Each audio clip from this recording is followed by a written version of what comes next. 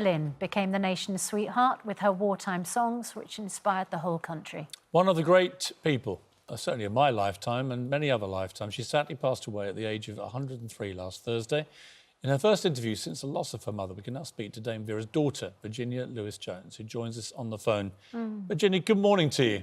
Good morning, Piers. Just wanted to send you, on behalf of everybody here, our deepest condolences on the loss of your mother. She was just a remarkable woman who touched, I think, everybody's lives. I can't think of anybody whose death has been met with such universal sadness and respect and admiration for the amazing life that she led. Yeah, oh, absolutely. She did live an amazing life, and what she did, or rather what she didn't do, is just amazing. I mean, what she did during the war and afterwards, as you know, she did an awful lot with our charities and the military charities, and anything that she thought that she could help with, she would put her name to, if that meant that they would get more money for their charity, more in the public focus, then that is what she would do, because she thought that it was her duty to do, and she wanted to do it. She enjoyed doing it. And, you know, we were overwhelmed, people leaving little posies against the wall outside the house, you know, little children doing the most amazing wreaths and knitted wreaths and things which are in the window in the I mean, it's just been phenomenal.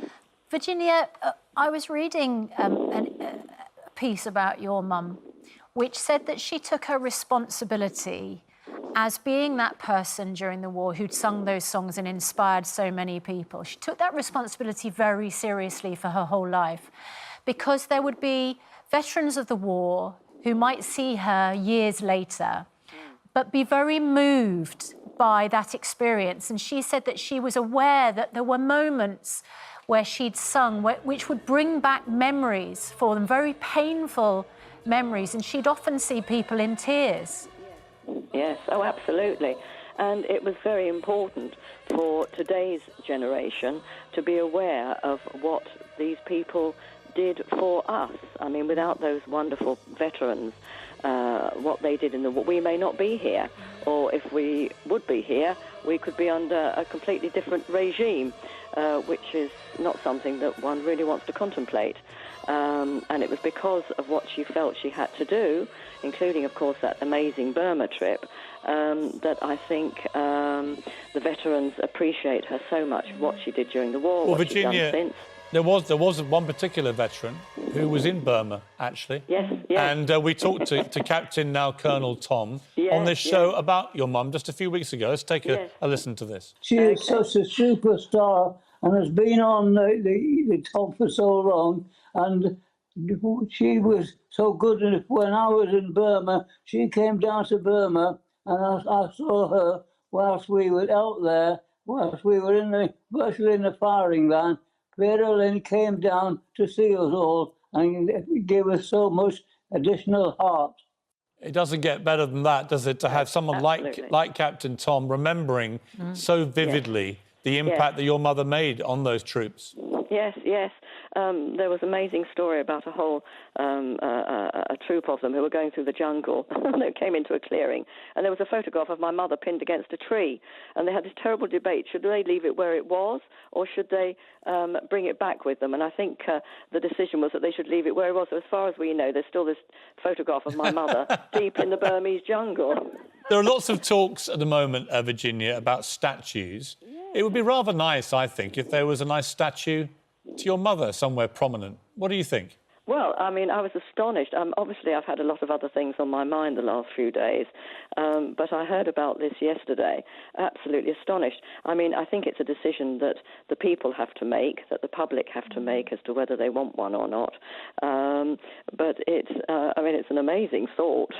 I think it would be great. And what struck me was there are very few people who can inspire Her Majesty the Queen to actually recite a line from her biggest hit, you know, We'll Meet Again, which the Queen did, of course, in that address to the nation at the height of this pandemic. What did it mean to your mother when she heard the Queen do that? Well, we all thought it was amazing. We laughed because we thought that was really funny, but brilliant, and of course very resonant for today. I mean, those words apply then, now, and in the future.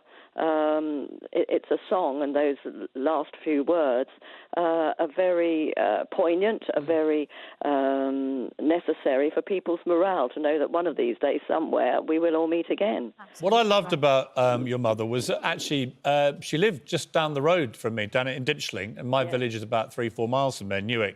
And I used to hear from people in Ditchling. We used to play cricket against them, but they all used to speak so fondly about your mother and about how much she immersed herself in local community as best she could. And that really struck me, that she was very, proud of her roots there and would work not just on the big scale, but on the little scale as well.